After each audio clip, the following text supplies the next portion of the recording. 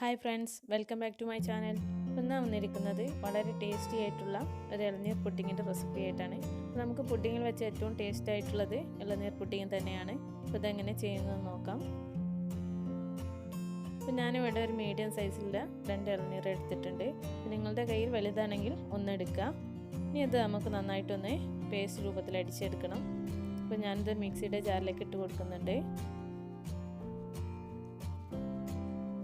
ഇനി ഇതിലേക്ക് ഇളനീരിൻ്റെ വെള്ളം തന്നെ കുറച്ച് ഒഴിച്ച് കൊടുക്കാം. ഇത് അടിച്ചെടുക്കാൻ ആവശ്യമായ വെള്ളം ഒഴിച്ച് കൊടുക്കുക. ഇത് നമുക്കൊന്ന് ഒരു പേസ്റ്റ് രൂപത്തിൽ അടിച്ചെടുക്കണം.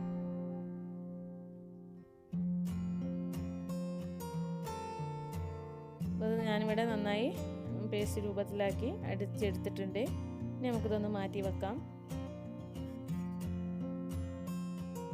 ഇനി നമുക്കിതിലേക്ക് ഒരു 10 ഗ്രാം ചൈന ഗ്രാസ് ആവശ്യമുള്ളത്. അപ്പോൾ ഞാനിവിടെ 10 ഗ്രാം ചൈന ഗ്രാസ് എടുത്തിട്ടുണ്ട് ബേക്കേഴ്സിൻ്റെ. അപ്പോൾ ഇനി ഇതൊന്ന് സോക്ക് ചെയ്ത് വെക്കണം. ഒരു 10 മിനിറ്റ് സോക്ക് ചെയ്ത് വെച്ചാൽ നമുക്ക് പെട്ടെന്ന് തന്നെ മെൽറ്റായി കിട്ടും. അപ്പോൾ നമുക്ക് ഒരു 500 മില്ലി പാലിലേക്ക് പിന്നെ ഏകദേശം ഒരു 8 ഗ്രാം മുതൽ 10 ഗ്രാം വരെ ചൈന ഗ്രാസ് എടുക്കാവുന്നതാണ്. പെട്ടെന്നൊക്കെ സെറ്റായി കിട്ടണമെങ്കിൽ 10 ഗ്രാം ചൈന ഗ്രാസ് എടുക്കുക. ഇനി നമുക്കിതൊന്ന് വെള്ളം ഒഴിച്ചിട്ടൊന്ന് സോക്ക് ചെയ്ത് വെക്കാം.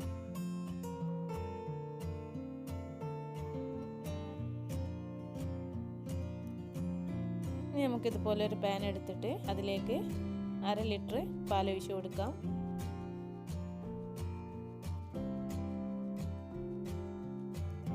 എന്നിട്ട് ഇത് നന്നായിട്ടൊന്ന് ഇളക്കിക്കൊണ്ട് തിളപ്പിച്ചെടുക്കണം. ഈ സമയത്ത് തന്നെ നമുക്ക് ചൈന ഗ്രാസും മറ്റൊരു അടുപ്പിൽ വെച്ച് മെൽറ്റാക്കി എടുക്കണം.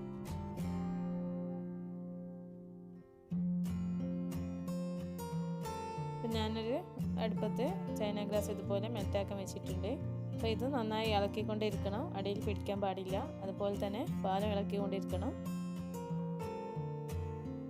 അപ്പോൾ പാല് തിളച്ച് വരുന്ന സമയം കൊണ്ട് ഇതും നമുക്ക് മെൽറ്റാക്കി എടുക്കാവുന്നതാണ് മറ്റൊരു അടുപ്പിൽ വെച്ച്.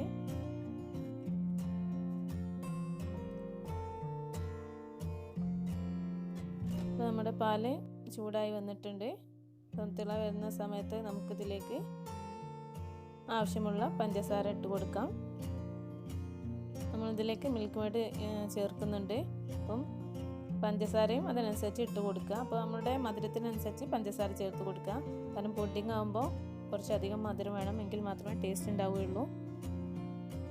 അപ്പം മിൽക്ക് മെയ്ഡ് കൂടുതൽ ഒഴിക്കണ്ട, ഒരു 1/2 കപ്പ് പോലെ ഒഴിച്ചാൽ മതി. കാരണം മിൽക്ക് മെയ്ഡ് കൂടുതൽ ഒഴിക്കുമ്പോൾ നമ്മളുടെ ഇളനീരിൻ്റെ നല്ല വൈറ്റ് കളറ് നഷ്ടപ്പെടും. അപ്പോൾ ആ ഒരു കളർ കിട്ടാൻ വേണ്ടി നമുക്ക് കൂടുതൽ പഞ്ചസാര ചേർത്ത് കൊടുക്കാം. അപ്പോൾ നമുക്കിതിനൊരു തിക്കാവാൻ വേണ്ടിയിട്ട് കുറച്ച് മിൽക്ക് മെയ്ഡും ചേർത്ത് കൊടുക്കാം. നല്ല ക്രീമി രൂപത്തിൽ കിട്ടണമെങ്കിൽ മിൽക്ക് മെയ്ഡ് കുറച്ച് ചേർത്ത് കൊടുക്കണം.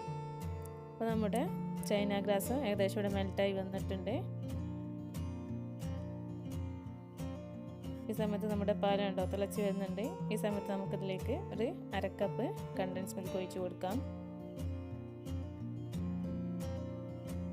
എന്നിട്ട് നന്നായിട്ടൊന്ന് ഇളക്കി കൊടുക്കുക.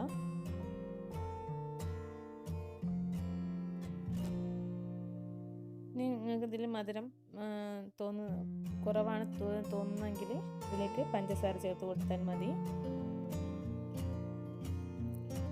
മറ്റുള്ള പുഡിങ്ങൊക്കെ ഇത് തന്നെ കേട്ടോ, മിൽക്ക് മെയ്ഡ് തന്നെയാണ് ടേസ്റ്റ് ഉണ്ടാവുക. അതാകുമ്പോൾ ഇതിൻ്റെ കളറ് അത്ര വൈറ്റായിട്ട് കിട്ടില്ല എന്നുള്ളൂ. ഇല്ലെങ്കിൽ മിൽക്ക് മെയ്ഡ് ചേർത്ത് കൊടുത്താൽ മതി. എന്നിട്ട് നന്നായിട്ട് ഇളക്കി കൊണ്ടിരിക്കുക. നമുക്കിതിലേക്ക് നമ്മൾ അടിച്ച് വെച്ച ഇളനീരിൻ്റെ ജ്യൂസ് ഇതിലേക്ക് ഒഴിച്ച് കൊടുക്കാം. എന്നിട്ട് നന്നായിട്ടൊന്ന് ഇളക്കി യോജിപ്പിച്ചെടുക്കുക.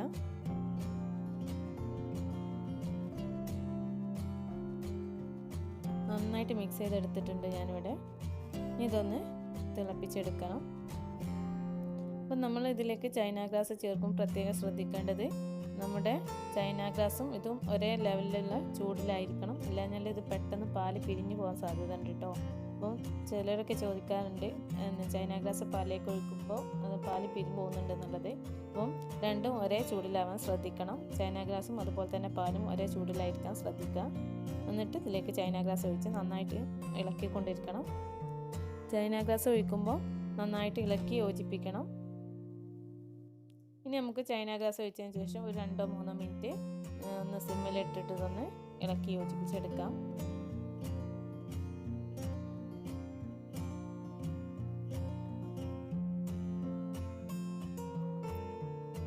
ഇനി നമുക്ക് ഒരു 3 മിനിറ്റ് ഇളക്കിയതിന് ശേഷം സിമ്മിലിട്ട് ഇളക്കിയതിന് ശേഷം തീ ഓഫ് ചെയ്യാം.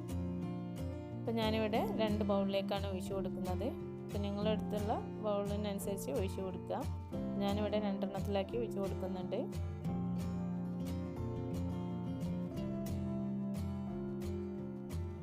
നല്ല ടേസ്റ്റ് ആട്ടോ ഈ പുഡിംഗ് കഴിക്കാൻ. അപ്പോൾ എല്ലാവരും ഒന്ന് ട്രൈ ചെയ്ത് നോക്കണേ.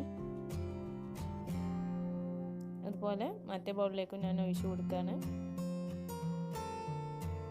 നിങ്ങൾക്ക് ഇതിൻ്റെ മേലെ ഡെക്കറേഷനൊക്കെ ചെയ്യണമെങ്കിൽ ഇത് കുറച്ചൊന്ന് സെറ്റായി വന്നതിന് ശേഷം മാത്രം ചെയ്ത് കൊടുക്കുക.